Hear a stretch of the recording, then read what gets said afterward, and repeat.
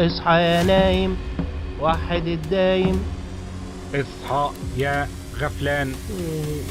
جاري الآن تفعيل مود الإطعام الإجباري. وسلكة ده هيطلع ايه كمان؟ هو اللي بيطبخ ولا ايه يا عصام؟ أنا سلكة برو 3000، المساعد الشخصي لليلى هانم. خلاص يا ليلى، السحور باظ.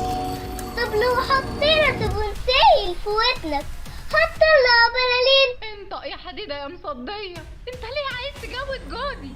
بس يا سلكة يا كداب. يا مامي ايه ده؟ هو ده حرامي ولا عفريت؟ العزومة دي فيها رقبتي، حماتي طنط فوزية مش بتسيب الهفوة.